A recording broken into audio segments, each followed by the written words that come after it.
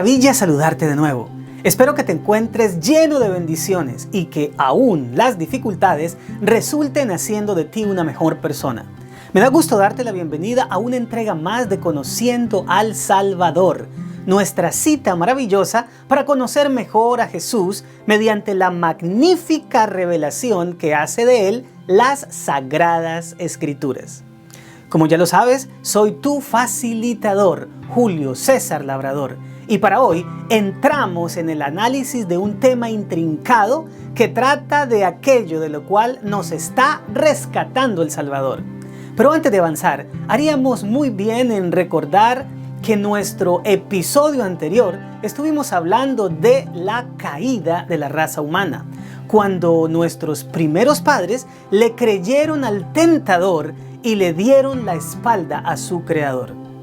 En aquella ocasión entraron en rebeldía con el mandato divino de no comer del árbol del conocimiento del bien y del mal y perdieron la inocencia propia de una vida sin tacha para dar paso a una existencia triste, caracterizada por la degradación. Pero Dios los buscó y les dio a conocer un proyecto que los pondría de regreso en el lugar para el que originalmente los había creado. Su plan de redención basado en el Cordero sustituto que moriría en su lugar y los revestiría con su propia vida inocente. Llegamos entonces a la médula de nuestro análisis de hoy. ¿De qué nos quiere salvar Dios? Así que con esto en mente, entremos en materia y para esto hagamos la primera pregunta. ¿Qué introdujo Adán a este mundo con su decisión? Acompáñame a leer Romanos 5:12. Por tanto, como el pecado entró en el mundo por un hombre, y por el pecado la muerte, así la muerte pasó a todos los hombres por cuanto todos pecaron. Según la información provista por este versículo, con la decisión de Adán y Eva entraron dos cosas, el pecado y la muerte, siendo la segunda consecuencia del primero. Ahora, permíteme decirte que una de las definiciones teológicas más difíciles es la de pecado. Y eso se debe a la cantidad de palabras hebreas y griegas que se traducen con ese término en español o que se relacionan con ese concepto. Sin embargo, hoy realizaremos un acercamiento a esta noción para que comprendamos de qué nos quiere rescatar el Salvador. Como te resultará familiar, la mayoría de personas relacionan el pecado con una falta contra los preceptos de Dios. Pero no es lo único que la Biblia enseña. Así que vamos a abordar este concepto desde tres áreas. Y esto nos lleva a la siguiente pregunta. ¿A qué cosa llama la Biblia pecado? Las palabras más comunes que se traducen como pecado tanto en el Nuevo como en el Antiguo Testamento son hamartía y hatá respectivamente. El vocablo griego hamartía comunica la idea de errar el blanco y está asociada con los tiradores de jabalina que no acertaban en su lanzamiento. Algo que en el hebreo bíblico se deja ver igualmente, ya que el término hatá también significa errar. Así que pecar es errar en un sentido moral. De ahí surge la primer noción de pecado como fallar. Te invito a que leas conmigo tres textos que se relacionan con esto. Iniciemos con 1 Juan 3:4 que dice de la siguiente manera. Todo aquel que comete pecado infringe también la ley, pues el pecado es infracción de la ley. Como habrás captado, este escrito dice que al cometer pecado también se infringe la ley y luego se hace una conclusión, que la transgresión de la ley es considerada pecado. Así que se yerra el blanco cuando se infringe cualquiera de los mandamientos de Dios. Por lo tanto, cuando se realiza un acto que la ley ha prohibido, entonces nosotros cometemos pecado. Pero llama la atención el adverbio también, que nos permite entender con claridad que el pecado no es únicamente esto. Por eso te invito a leer Santiago capítulo 4 versículo 17 que dice así. Y al que sabe hacer lo bueno y no lo hace, le es pecado. Es decir, que una persona está errando el blanco cuando, a sabiendas de lo que es bueno, elige no hacerlo. En el caso anterior es desobedecer un precepto de Dios, es decir, hacer lo malo, mientras que en este caso es no hacer algo que puede resultar de beneficio para alguien. La palabra que en nuestro idioma se usa para esto es omisión. Así que pecar es tanto una acción mala como una omisión de algo bueno. No obstante, hay algo más en lo que el ser humano falla.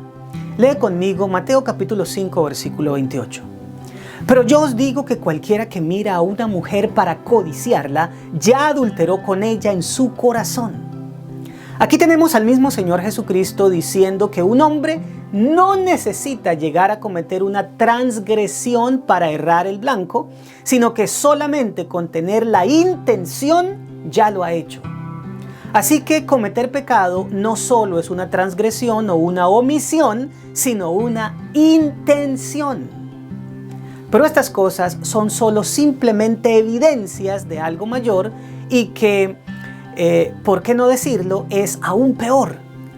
La tragedia del cristianismo en cuanto a este tema es haberse quedado con el concepto de pecado simplemente como transgresión de la ley, porque relaja la conciencia haciéndonos pensar, yo estoy bien si no hago algo malo. Pero ¿dónde queda el no hacer lo bueno o tener malas intenciones? Estas tres cosas están presentes en la experiencia de todo ser humano. Son el fruto que muestra que hay algo dentro de nosotros que nos lleva a la transgresión de la ley, la omisión de lo bueno o las intenciones perversas. ¿Qué es lo que hay de fondo en esto del pecado? Creo que con esta pregunta empezamos a dejar la punta del iceberg e ir más profundo. Lee conmigo en 1 de Juan 1:9. Si confesamos nuestros pecados, Él es fiel y justo para perdonar nuestros pecados y limpiarnos de toda maldad. Nota cómo el autor de esta carta nos muestra el poder de Cristo. Nos dice que no solo puede perdonar nuestro errar del blanco, es decir, nuestras acciones malas, omisiones de lo bueno e intenciones malvadas, sino algo mucho más extraordinario, limpiarnos de nuestra maldad. Mis amigos, hay algo peor de lo que no podemos librarnos, la maldad. Si bien precisamos recibir perdón por los pecados, también necesitamos ser limpiados de la maldad. Una cosa es errar el blanco o fallar, y otra es ser intrínsecamente malos. Los seres humanos nos hacemos transgresores, omisores o malintencionados, pero somos malos por naturaleza. Podemos educar nuestra conducta y nuestra mente, pero no podemos dejar de ser algo que es inherente a nosotros. La palabra maldad es adikia en griego, mientras que en hebreo los vocablos más comunes son ra y abón, que se refieren a la condición en que se encuentra la humanidad. Llama la atención que Génesis 6:5 muestra el mundo antediluviano no tanto caracterizado por transgresiones, omisiones o intenciones, sino por una condición de su ser. Mira cómo dice el texto. Y vio Jehová que la maldad de los hombres era mucha en la tierra y que todo el designio de los pensamientos del corazón de ellos era de continuo solamente el mal. La maldad del ser humano en ese tiempo hacía que la inclinación de su mente siguiera un camino en caída libre hacia la degradación. El texto que leímos hace algunos momentos de 1 de Juan 1:9 pone en paralelismo pecado con maldad, pero no es la única vez que encontramos esa unión en la Biblia. Miremos algunas otras citas que lo hacen. Empecemos con el Salmo 51.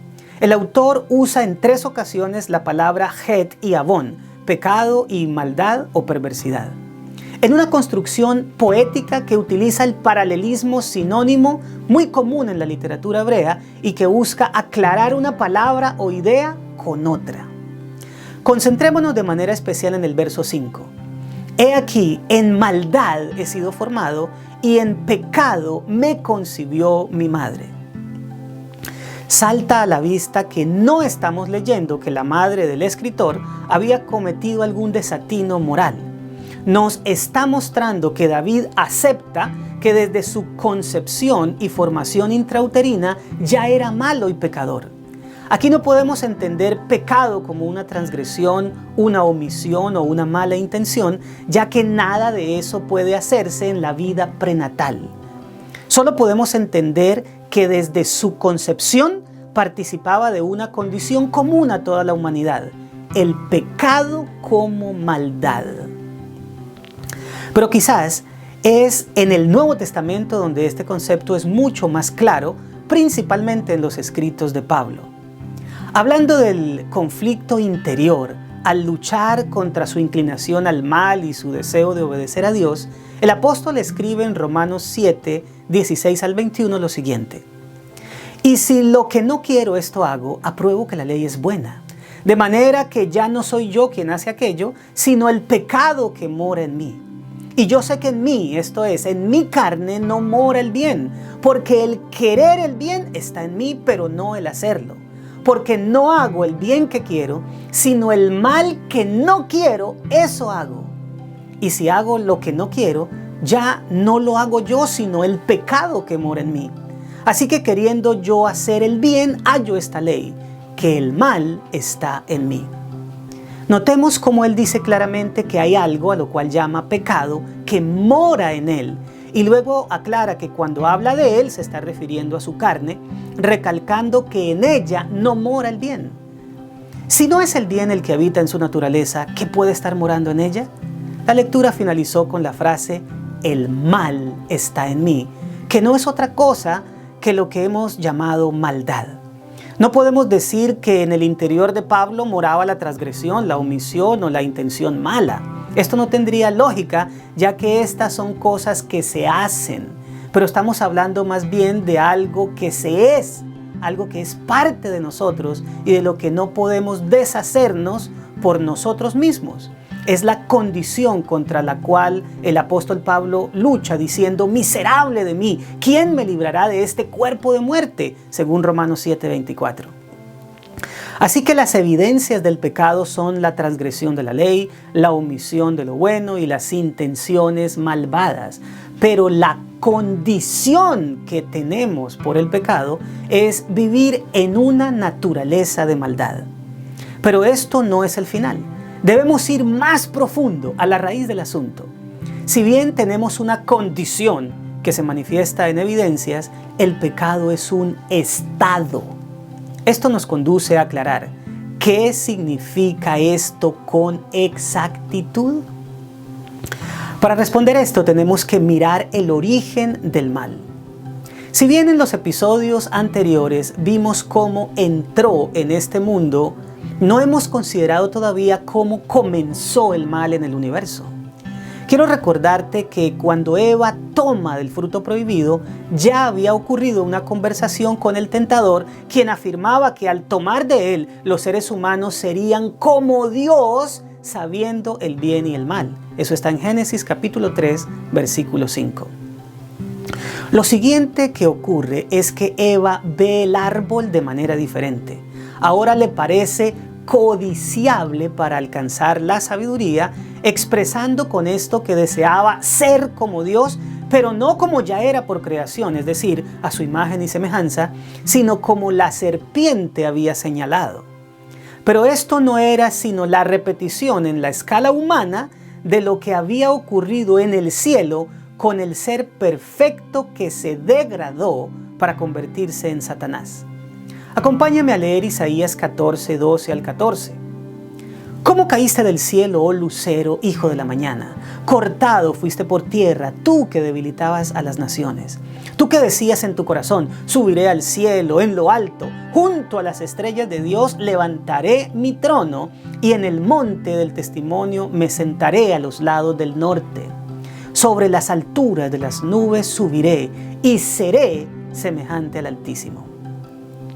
Aquí en la figura del rey de Babilonia, la Biblia nos habla de una criatura a quien se le llama Lucero, hijo de la mañana, quien quería ser semejante al Altísimo, pero no en carácter, sino en poder, porque su deseo era levantar su trono o convertirse en el regidor del universo.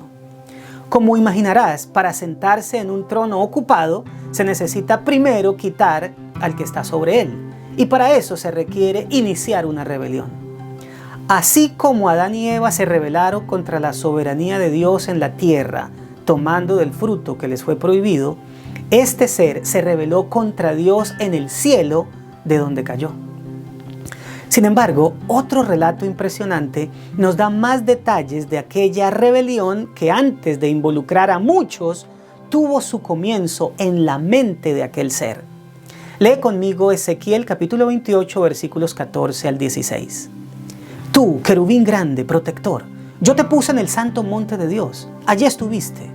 En medio de las piedras de fuego te paseabas. Perfecto eras en todos tus caminos desde el día en que fuiste creado hasta que se halló en ti maldad. A causa de la multitud de tus contrataciones fuiste lleno de iniquidad y pecaste, por lo que yo te eché del monte de Dios y te arrojé de entre las piedras de fuego, oh querubín protector. Aquí se nos habla de un tipo de ángel excelso denominado querubín grande y protector, que además de tener un cargo elevado, era perfecto en todos sus caminos, es decir, en su vivir. No había en él tacha de ningún tipo, ni física ni moral, hasta que se halló en él ¿qué?